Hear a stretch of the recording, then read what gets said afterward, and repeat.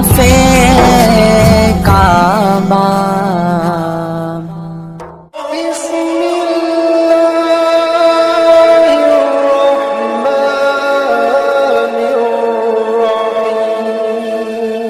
ایک دن حضرت عمر بیٹھ کے رو رہے تھے تو کسی نے کہا حضرت رو کیوں رہے ہیں؟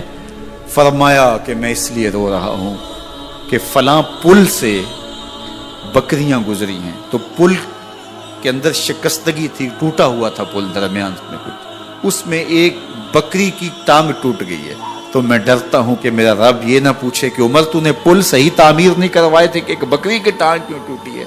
یہ ہے حضرت عمر رضی اللہ تعالی عنہ۔ اللہ اکبر۔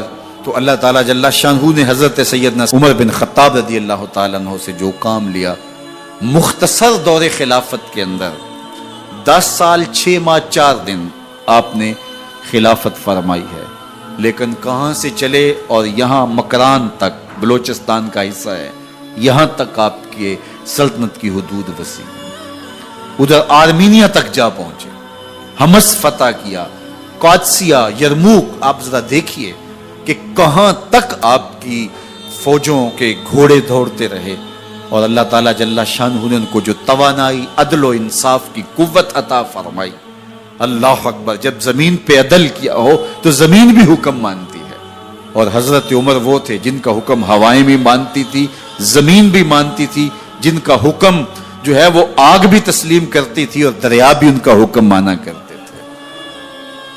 مصر کے اندر یہ رسم بد جاری تھی کہ سال کے بعد ایک دوشیزہ کو زیورات پہنا کے اچھے لباس میں ملبوس کر کے دریا کی بھیڑ چڑھایا جاتا، اس کی قربانی دی جاتی، اس کا خون بہتا تو دریا چلتا۔ جب مسلمانوں نے مصر فتح کیا تو گورنر نے لکھا کہ اسلام تو اس طرح کی رسوم کی اجازت نہیں دیتا، لیکن خشک سالی ہے، لوگوں کی فصلیں ویران پڑی ہیں، تو حضرت کیا کیا جائے؟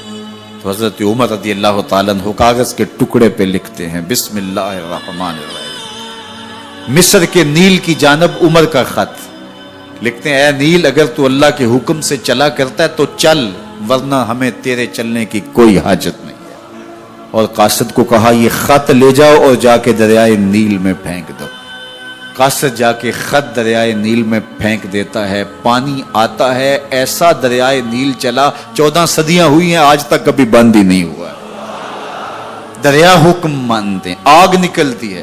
لوگ حضرت عمر رضی اللہ تعالی عنہ کے پاس آئے، حضرت لاوا پھوٹا ہے، آگ نکل رہی ہے اور مدینے کی طرف بڑھ رہی ہے، اب کیا کیا جائے؟ فائر بریگیڈ تو زمانے میں تھی نہیں۔ عمر نے اپنی قمیض اتاری، جس قمیض پہ 17 پیوند لگے ہوئے تھے چمڑے کے، کہا یہ قمیض لے جاؤ، جدھر آگ بڑھ رہی ہے آگے ڈھالنا، آگ پیچھے بھاگ جائے۔ زلزلہ آتا ہے تو زمین پہ دوہرا مارتے ہیں، زمین رک جا، کیا عمر نے تیری چھاتی پہ عدل نہیں کیا ہے؟ تو یہ عمر ہیں رضی اللہ تعالی عنہ کہ جن کے انصاف کی وجہ سے، جن کے عدل کی وجہ سے اللہ تعالیٰ کی رحمات اور اس کی برکات کا نزول ہوتا تھا، اور اللہ تعالیٰ نے مسلمانوں کو وہ آبرومند حکومت دی۔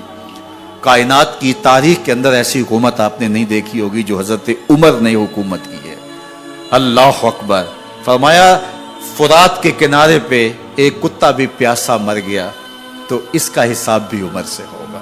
باہر سے سفیر آتا ہے اور آ کے پوچھتا ہے کہ میں امیر المومنین کے، مسلمانوں کے حکمران کے محل میں جانا ہے، تو وہ مسکرا کے کہتے ہیں ہمارے امیر کا تو کوئی محل نہیں ہے۔ کہا کہاں ہے تمہارا امیر؟ کہا مسجد نبوی میں ہوگا یا بیت المال کے اونٹوں کی دیکھ بھال میں لگا ہوگا۔ وہ جب گئے تو مسجد میں نہیں ہے، اللہ اکبر، وہاں گئے تو وہاں بھی نہیں ہے۔ پھر کیا دیکھتے ہیں کہ عمر رضی اللہ تعالی عنہ جنت البقیع کے پاس ایک درخت کے نیچے اینٹ کا سرانہ رکھ کے سوئے ہوئے، تو اس نے کہا عمر تو نے عدل کیا ہے، تجھے کچی اینٹ پہ بھی نیند آ گئی۔ ہمارے حکمرانوں نے انصاف نہیں کیا اور وہ بند اور محفوظ کمروں کے اندر بھی سکون اور چین کی نیند نہیں سو سکتے۔ حضرت سیدنا عمر رضی اللہ تعالیٰ عنہ نے اس طرح ان امور سلطنت نبھائے۔ آپ دن کو لوگوں کی دیکھ بھالی کرتے، لوگوں کی ضروریات سنتے سمجھتے، اور جب رات پڑتی لوگ سو جاتے، عمر مدینے کی گلیوں میں پہرا دیتے۔ کائنات نے کوئی ایسا بھی حکمران دیکھا ہوگا؟ اللہ اکبر۔ وہ مجاہد جو مختلف محاذات پہ گئے ہوئے ہوتے ان کے گھروں کی دیکھ بھالی کرتے، ان کی ضروریات کا خیال رکھتے، ان کی آبرو کا پہرا دیتے۔ راتوں کی تنہائیوں کے اندر حضرت عمر اٹھتے اور جا کے گشت کرتے، چکر لگاتے، دیکھتے کوئی آنکھ پر نم نہ ہو، مفلسی کا کسی گھر میں ماتم نہ ہو۔